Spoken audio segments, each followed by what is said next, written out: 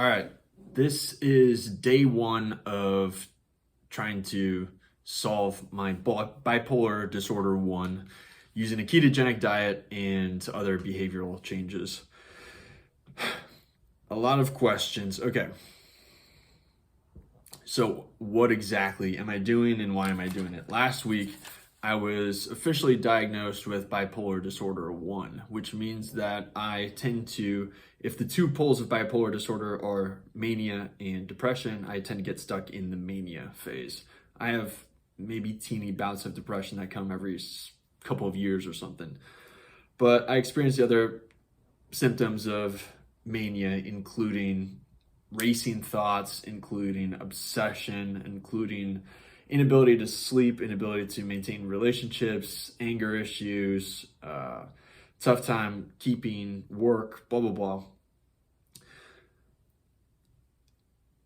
And with this diagnosis last week, I had a conversation with a psychiatrist who I was referred to by my therapist. I've been seeing my therapist for 6 years, and I have a good relationship with her, and I wish that I could easily show you who I was 6 years ago, but I can't. But the evidence is in how I've changed my life in different ways.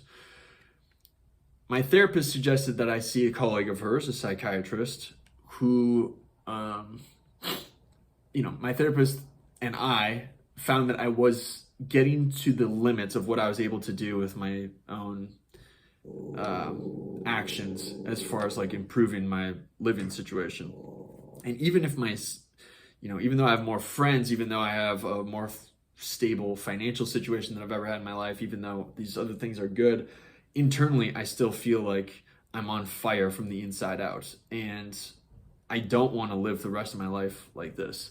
And because of years of conversations, dream analysis, because of all kinds of things, my therapist suggests I see her colleague, the psychiatrist, and the psychiatrist, after 1 hour of conversation with me, rattled off a prescription, sent it to CVS for lithium.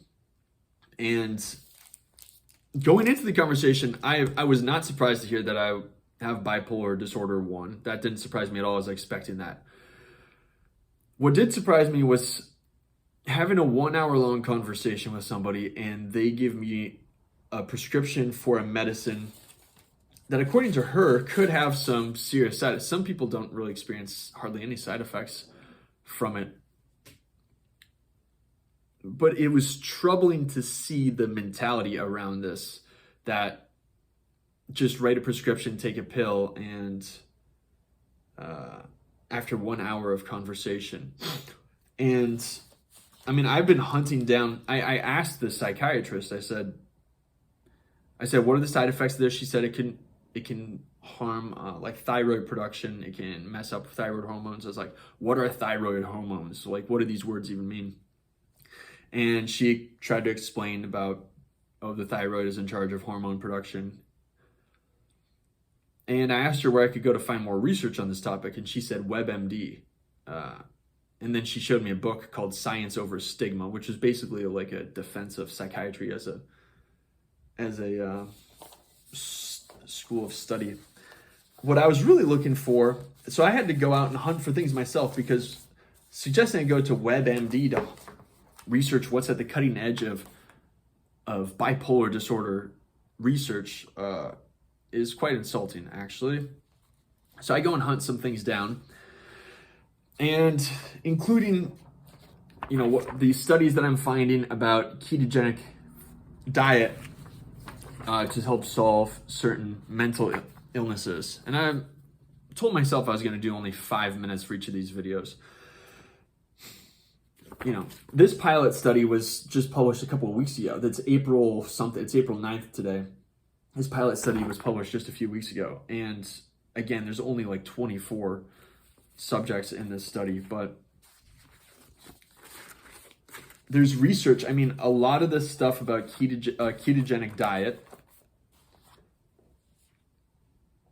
I know I'm all over the place. I don't know what the purpose. A lot of this research about a ketogenic diet comes from older research about using ketogenic diet to treat epilepsy. And when I had this conversation, I told my therapist this stuff after. I see my psychiatrist last week. She diagnoses me bipolar 1. She prescribes me lithium pills as a mood stabilizer. I go pick up the pills. I'm like, all of this just is not adding up. I'm just sitting with the pills. Then I go see my therapist yesterday, and I tell her all of this. My therapist is like, not convinced. And she says, this doesn't make sense. She said, does this make sense to you that you could change bipolar disorder with a diet? And she's like, kept glossing things over by talking about, oh, it's a chemical imbalance, all this kind of stuff, without actually going into details. And all of it is quite frustrating. And the purpose of this video and the purpose of the subsequent videos is I see that a lot of this research is very new, at least as far as a ketogenic diet and other lifestyle changes go for impacting somebody's experience with bipolar disorder and even schizophrenia. It's so new, in fact, that I have an opportunity and an inclination to maybe be, I don't know, an inspiration or like a guinea pig to show the actual day-by-day progress of, okay, having a science-based plan and using this research. I showed my buddy is a mathematician, and he's a mathematician at a local university, and I showed him all of these studies that I printed off and read, and I asked him what he thought of it, and he said it looks like something someone would do if they were having a manic episode. And I was like, yeah, that's probably true. But I don't want to take a pill that is not necessary, that is treating a symptom as opposed to look at the underlying issues, the things that we gloss over by saying a chemical imbalance. What is that chemical imbalance? How much of it has to do with mitochondrial health? How much of some of these studies are suggesting that what leads to bipolar, the cluster of symptoms that we refer to as bipolar disorder, what leads to them is dysregulated glucose metabolism. And the hypothesis is that a ketogenic diet switches the body's fuel source from glucose to ketones. And I'm just scratching the surface and I'm getting deeper. So these videos are a way of just tracking each day, 5 minutes, where do I stand? How do I feel? What is the progress of this trying to solve bipolar disorder with a ketogenic diet? And I'm probably going to use a list of different metrics. I'm going to focus on nutrition with this diet. Sleep is a big trigger for manic episodes, and so I'm going to track sleep. Social things, I spend a lot of my days during the day alone because I work remotely, and then I see friends in the evenings or on the weekends. Romantic life, I don't have a girlfriend or anything like that. I get nervous around women, all this kind of stuff. Exercise, this is an interesting one because there's some evidence to suggest that yoga can improve signs of inflammation and oxidative stress, and just has general benefits. There's also signs that swimming, this is like a study with rats that was done, but that swimming specifically helps to improve different markers of mental illness. There's also separate studies that show there's a correlation between lithium. So a lot of water in Central Texas, where I live, is held in limestone aquifers, and limestone secretes lithium in trace amounts. Lithium is this mood stabilizer. There's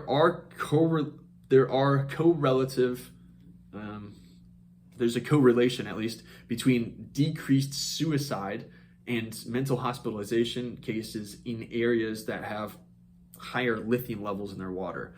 And I live near a natural spring that is in a limestone aquifer. And so I wonder, all these factors combined, this is marginal stuff. This is not the solution, but all these factors combined, what if I add swimming in this natural spring to my exercise regimen? Work, I have a very stressful job. Creativity, I find that a lot of these symptoms wane with creative output. Distractions, I find I get totally distracted. Another symptom in the cluster of symptoms in bipolar disorder is easy distractibility. mixed with this like hyper focus, which I experience. And then I would, spiritual. I am a Christian. I go to church. I want to see how my conscious spiritual prayer and other relationships with Jesus and God, how that impacts all this stuff. And what I want to test, if I am going to go the route, I have the pills. Fuck it, I'll grab them, dude.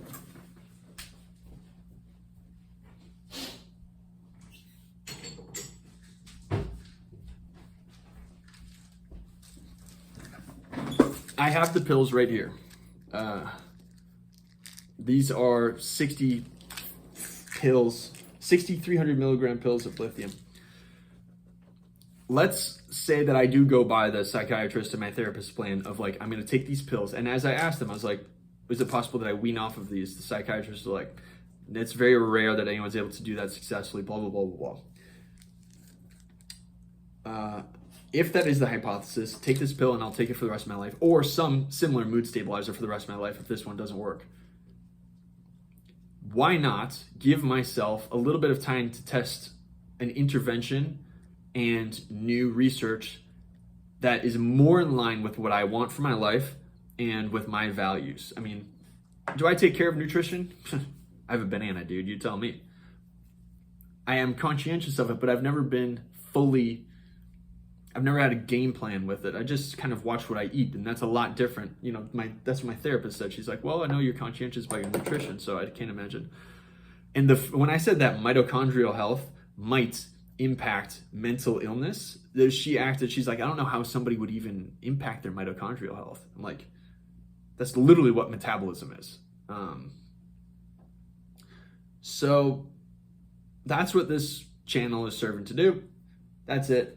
I'll do this daily, and I want to give a marker of how I feel each day on a scale of 1 to 10.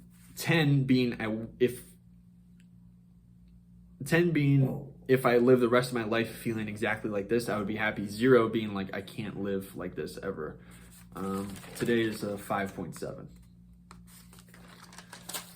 And me making these videos public, I have no idea if that's a good thing. I have no idea if anyone's ever going to watch these. I have no idea if making them public is a lot different than me just having it for myself. But I think that maybe somebody would be interested to find what this journey is. And I hope that I can look back and see myself rambling and the bags under my eyes and the manic energy that I have. I hope that over time we can come back to this video and see concretely that things have changed and that I didn't have to take these pills, and that I can do this using new research, using something outside of the assumptions of the American psychiatric ethos, and something that's more in line with my values.